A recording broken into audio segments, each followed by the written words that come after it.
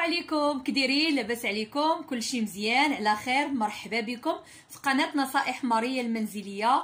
واليوم ان شاء الله فيديو جديد اللي غادي نقدم لكم فيه الجبن او فرماج الدهن اللي كيبغيوه الكبار والصغار، وبصراحه كيكون عنده نكهه زوينه بزاف لانه فيه الحامض، والحامض كيعطي واحد لا فريشور، يعني واحد الحيويه لهذا الجبن هذا. كيصلح للفطور ويصلح ان شاء الله الافطار ديال رمضان باذن الله. الله يدخلوا علينا بالصحه والسلامه يا ربي. وما نزيدش نطول عليكم بزاف، غادي ندخل معكم ان شاء الله المقادير والطريقه ديال الاستعمال ديالو او الاستخدام ديالو اللي هي سهله سهله سهله سهله. فبقوا معايا ان شاء الله ندوزو للمقادير. والمقادير ها هي قدامكم، يعني حاجات اللي كاينين موجودين في كاع البيوت. غادي نحتاج باذن الله، غادي نحتاج كاس ديال الحليب، وواحد 3 ديال الفرماجات. غادي نحتاج عصير ديال حامضه، نقدر يكون قل يقدر يكون اكثر على حسب. غادي نحتاج هنا كاس لاروب اولا كاس ديال الزبده دايبه. انا مكنبغيش بزاف هذيك المذاق ديال الزبده، يعني درت غير كاس لاروب او ما كاملش حتى كاس لاروب. وهنا درت كاس ديال الحليب البودره، اولا ممكن انكم تاخذوا ساشيه راه كافيه لهاد يعني هاد العبار هذا، اولا ديروا كاس اللي عندك اللي كيستخدم الحك. نعاود معاكم، عندنا كاس ديال الحليب البودر، عندنا نص كاس الكاس لاروب ديال الزبده دايبه، عندنا عصير حامضه قل او اكثر نتوما على حساب المقادير اللي عندكم. عندنا كاس ديال الحليب عادي و3 ديال الفرماجات. وغادي نبداو على بركه الله الطريقه ديال الاستعمال ديالها. غادي ناخذ الطراب الكهربائي، بسم الله. غادي ندير فيها الحليب، ديما العبار انا كنعبر بكاس ديال العنبه. غادي ندير معاه هاد البودر هذا، حليب البودره، وغادي ندير معاه الزبده دايبه،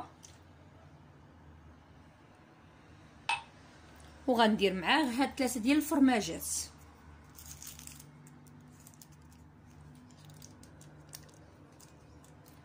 وحده،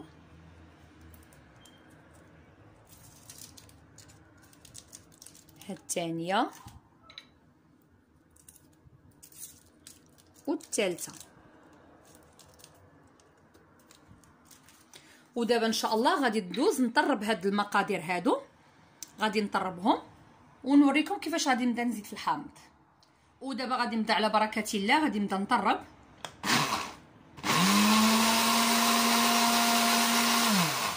غنطرب هذا الخليط هذا مزيان، عاد نبدا نضيف الحامض.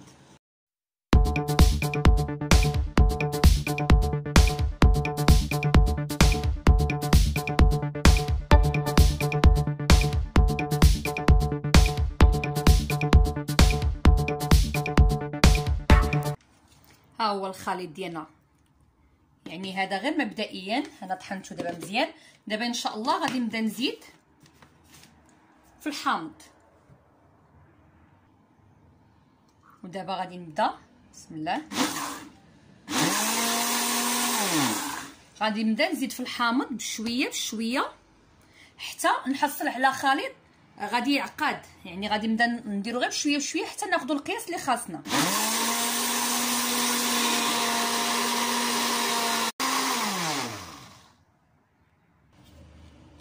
ها هو الخليط ديالنا بعد ما زدت عليه هذيك الحامضه، يعني هذيك العصير كامل ديال الحامض عطاني بحال هكا. انا غادي نجبد معلقه نوريكم.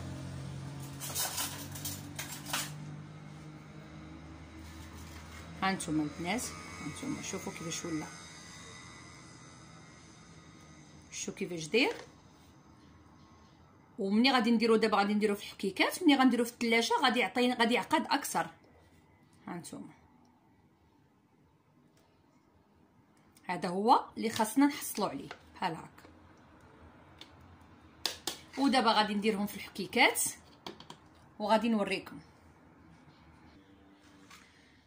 ودابا غادي نديرو في هاد الطويصه هادي، ها هي، ها نتوما البنات كيفاش داير.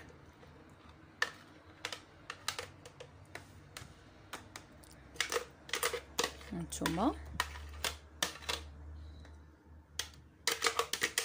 وتبارك الله راه باقي، هانتوما باقي لداخل.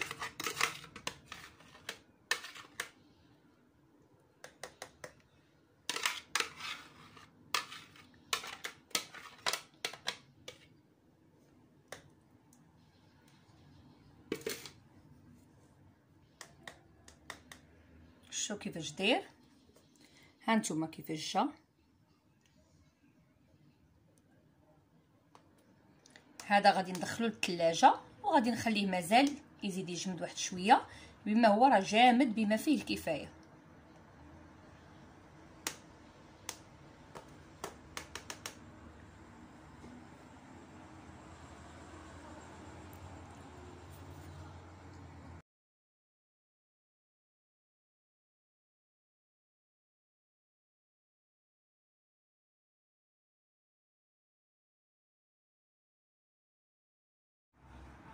وهذا هو الجبن ديالنا اللي حضرنا، ها هو كيفاش ولا.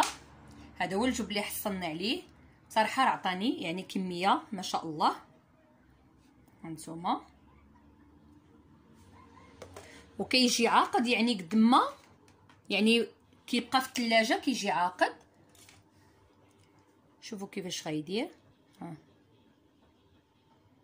يعني يصلح لدهن الخبز، يصلح يعني لبعض الوصفات اللي كتحضر بالجبن، راه كيتحضر منه كيجي لذيذ بزاف. وهذاك المذاق ديال الحامض كيعطي واحد يعني واحد لا فريشور اولا كنقولوا واحد الحيويه لهاد الفرomاج. هذا كتحسي به منعش، يعني كينعش يعني الذات، وزوين في المذاق وبصحتكم وراحتكم. ونتمنى ان شاء الله انه يعجبكم هذا الفيديو وباقي الوصفات اللي كندير لكم. والى الملتقى باذن الله. ما تنساوش التعاليق واللايكات، واللي باقي ما اشتركش معايا مرحبا الف مرحبا بكم كاملين كاملين كاملين، بصحه والراحه وفي امان الله. السلام عليكم.